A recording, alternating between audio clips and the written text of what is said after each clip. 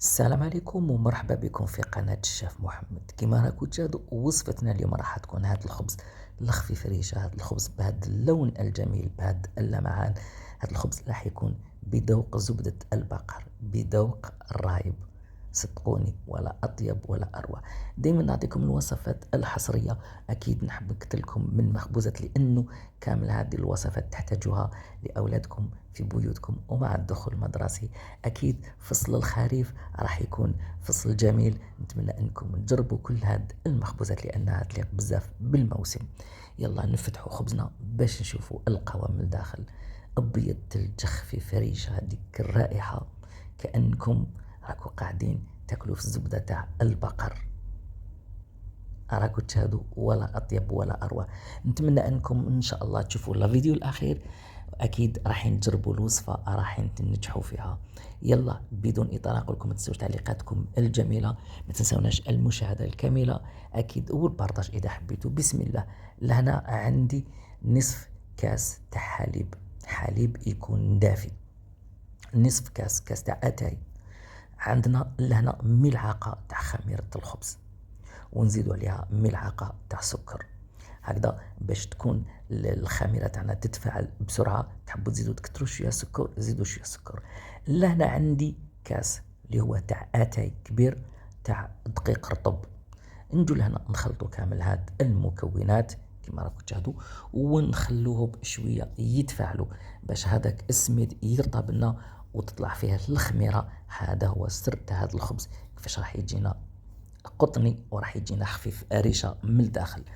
لهنا هاوليك بعد ما تفاعل وراه خمر كيما راكو تشاهدوا. واش نجو ندير انا لهناتيك كيما راكو تشاهدوا الرايب تاع البقره مروب، شوفوا به بالزبده ملحقه. هايليك اثنين، شوفوا الزبده هذيك رائحه الرايب هذا تاع البقره ما شاء الله. ثلاثه، نتوما قد ما تضعفوا الكميه قد ما راح تاع الطحين قد ما راح تزيدوا. احسبوا الملاعق اكيد اللي راني ندير فيهم كيما راكم تشاهدوا بالزبده تاعهم. وهذاك الماء تاع الرايب هو اللي راح يعطينا هذيك الخفه، هو اللي راح يفعل لنا الخميره ويجعل لنا العجينه تاعنا هشه وقطنيه.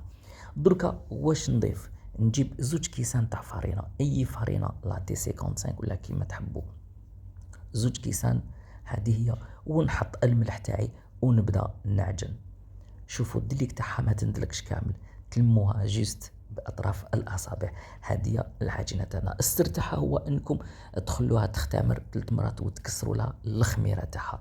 هذا هو السر تاعها، لا دليك لا والو. مجرد انكم تنتهوا من العجن تلموها، حطوها تختمر، اعطوها وقتها في الاختمار. هذه عجينتنا. شوفوا راهي تلم.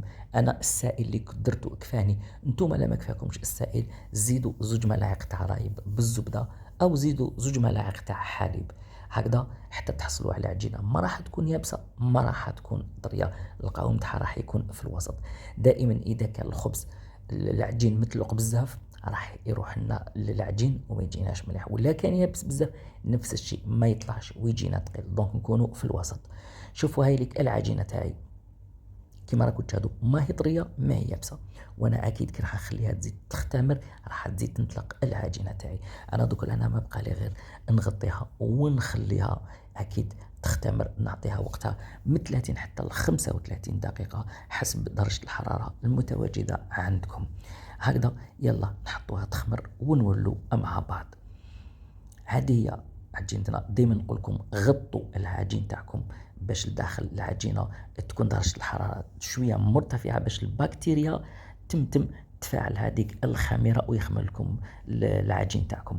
هكذا هوليك بعد 30 دقيقه خمرت لي العجينه تاعي. شوفوا راهي تشاهي منه مازال ما مسيتهاش بيدي، راهي تشاهي. لهنا لمعلوماتكم باش نقول لكم انا كسرت لها الخميره 3 مرات، ما نقدرش نصور لكم كامل هاد لي زيتاب باش ما تكرهوش من لا فيديو تاعي. 3 مرات، هذه المره الثالثه. شوفوا العجينه كيفاش ولات مطاطيه وعجنت روحها بروحها. هذا هو السر تاع هذا الخبز. لهنا قسمتها درتها على زوج كوريات تقريبا في 150 غرام الوحده. جبت هاد الصحون دهنتهم بالزبده كيما راكم تشاهدوا. درك لهنا نحط هاد الكوريات تاع العجين مباشره يختمروا في هاد الصحون راح يعطيهم شكل جميل. وهاد الصحون اكيد راهم تاع الفخار ويدخلوا للفرن. لهنا من الفوق نقول لكم يرجع لكم التزيين انتوما وما حبيتوا. انا لهنا شوفوا يعني حنخليهم حتى يختمروا، حتى الحجم تاعهم يتضاعف ويولي كامل على الحافه. تما نجي ندهن لهم وجههم بصفار البيض، ونعاودوا نشوفوا واش راح نديروا فوقهم كتزيين. حاوليك بعد 20 دقيقة اختمروا لي أنا دهنتهم بصفار البيض.